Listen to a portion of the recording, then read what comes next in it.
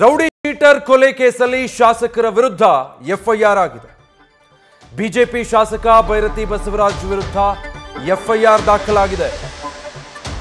ಬಿಕ್ಲು ಶಿವ ಕೊಲೆ ಕೇಸಲ್ಲಿ ಭೈರತಿ ಬಸವರಾಜ್ 5ನೇ ಆರೋಪಿ ಎ5. ಬಿಕ್ಲು ಶಿವು ತಾಯಿ ವಿಜಯಲಕ್ಷ್ಮಿ ದೂರಿನ ಮೇರೆಗೆ ಎಫ್ಐಆರ್ ಆಗಿದೆ.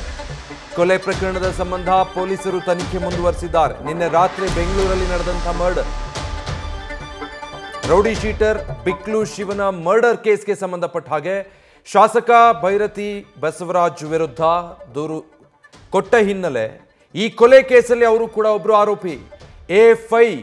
ಈ ಕೇಸಲ್ಲಿ ಬಿಜೆಪಿಯ ಎಂಎಲ್ಎ ಭೈರತಿ ಬಸವರಾಜ್, ಕೊಲೆಯಾದಂಥ rowdy sheeter Shivakumar alias Biklu Shivu ಅವರ ತಾಯಿ ಪೊಲೀಸ್ ಸ್ಟೇಷನ್ಗೆ ಕೊಟ್ಟಿರೋ ದೂರಿನ ಆಧಾರದ ಮೇಲೆ ಕೊಲೆಗೆ ಕುಮ್ಮಕ್ಕು ಕೊಟ್ಟಿದ್ದಾರೆ ಅನ್ನೋ ಆರೋಪದಲ್ಲಿ ಉಳಿದವರ ಜೊತೆಗೆ ಶಾಸಕ ಭೈರತಿ ಬಸವರಾಜ್ ಅವರ ಹೆಸರು ಕೂಡ ಇದೆ. ಹೀಗಾಗಿ ರೌಡಿ ಶೀಟರ್ ಬಿಕ್ಲು ಶಿವನ ಮರ್ಡರ್ ಕೇಸ್ನಲ್ಲಿ ಬಿಜೆಪಿಯ ಎಂಎಲ್ಎ ಭೈರತಿ ಬಸವರಾಜ್ 5ನೇ ಆರೋಪಿಯಾಗಿದ್ದಾರೆ. ಅವರ ವಿರುದ್ಧ ಎಫ್ಐಆರ್ ದಾಖಲಾಗಿದೆ.